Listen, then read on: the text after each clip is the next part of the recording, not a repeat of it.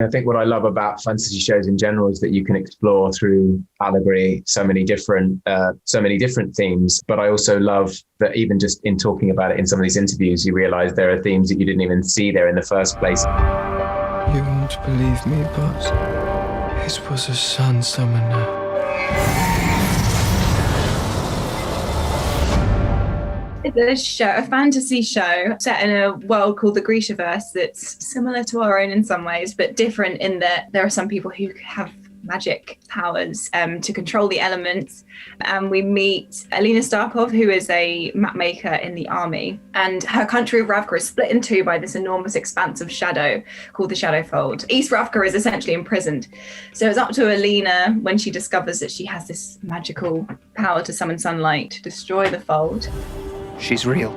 It's all prequel material to the Six Crows duology. So we were essentially working backwards. We were tracing our steps back to the pilot episode, and we have to find out who those people are and plot the journey to the start of Six of Crows, which is really sort of exciting because it's like working in reverse. Kaz, Inej and Jesper are misfits in this city full of misfits, and they find that they have a sort of found family in each other. And it's definitely a theme that's in our storyline, and then in the Shadow and Bones storyline as well, because where does Alina fit? Where should she be? Should she be with Mal? Should she be at the Little Palace? It's that idea of where do I belong, and having a found family was something that struck me as I read the books. Something that's not that well described in the books because it's from Alina's point of view. We don't really know what's going on with Mal's journey, and in the series, we see that. We see what he goes through. We see what he loses. Jesper is a symbol within the world for mixed race black people, but it doesn't represent an oppressed people, because in our world we don't set up the fact that black people are necessarily oppressed.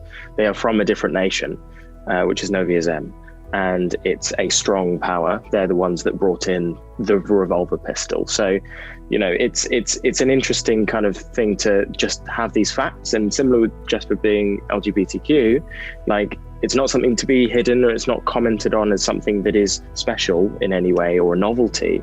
It's just people who are who they are. Mm-hmm. And in the way, not making the comment is making the comment that it's these are normal things.